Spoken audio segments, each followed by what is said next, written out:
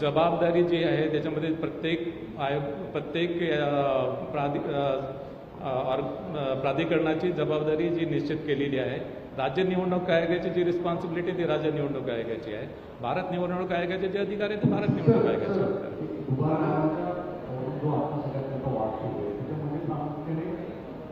केंद्रीय निवडणूक आयोगाची जी लिस्ट आहे ती जाताना प्रत्येक वापरतो असं तुम्ही स्पष्ट आहे. मुळात यातल्या दुबार नावाच्या संदर्भात तुम्ही सांगते की काही ठिकाणी डबल असतात त्यांचे नाव सामान्य असेल त्यांचा सामान्य असेल त्यांच्या संदर्भात काय असेल तर अशांची साधारणतः संख्या तुमच्याकडे आली आहे का?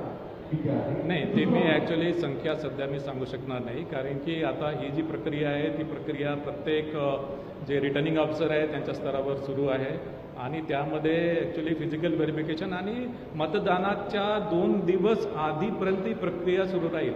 मतदानाच्या 2 दिवस आधी एक्झॅक्टली आपल्याला दुबार मतदार किती आहेत एक्झॅक्टली, कारण की आता जे सॉफ्टवेअरने आयडेंटिफाय केलं ते संभाव्य दुबार आहेत, ते ॲक्च्युअल दुबार नाही, ते संभाव्य दुबार आहेत. एक सवाल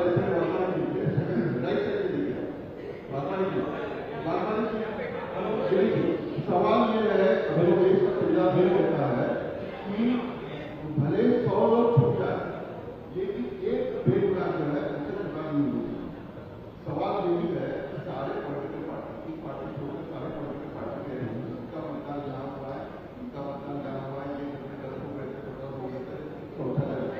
आप जवाब देते वक्त ऐसे जवाब दे दीजिए हमारी जिम्मेदारी के लिए कुछ नहीं है. आपके अध्यक्ष आगे अगर ये चुनाव हो रहे हैं आप जवाब देते वक्त ऐसे जवाब दे दीजिए हमारी जिम्मेदारी के लिए कुछ नहीं है. आपके अध्यक्ष आगे अगर ये चुनाव हो रहे हैं तो आपको ऐसे नहीं लगता कि ये चुनाव विपक्ष और किसी एक के ऊपर भी अन्याय नहीं वो कितने हैं किसी जिम्मेदारी आप लेते हैं नहीं लेते हैं क्या. और सवाल ये है कि ये होते हुए भी आप चुनाव करवा कोणत्याही पक्षावर अन्याय होणार नाही आणि कुठल्याही मतदारांवर अन्याय होणार नाही. जो मतदार योग्य आहे, मतदार यादीमध्ये आहे आणि ज्याची या मतदारांची तपासणी प्रिसाइडिंग ऑफिसर लेवलवर पण होते, तिथे त्यांना पोलिंग एजंट किंवा प्रिसाइडिंग ऑफिसरला काही त्याच्यामध्ये डाऊट आला तिथे सुद्धा ती तपासणी करू शकतात.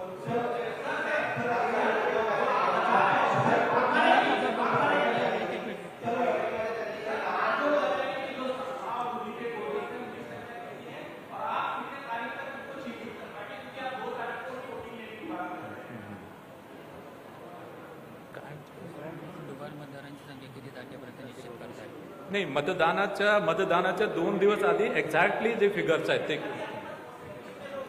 अभी मेरे पास अप्रॉक्सीमेट फिगर नहीं है.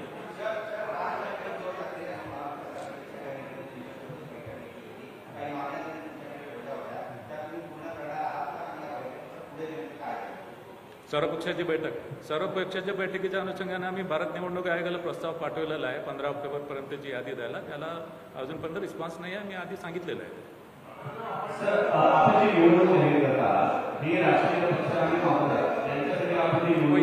एक पूछे कोई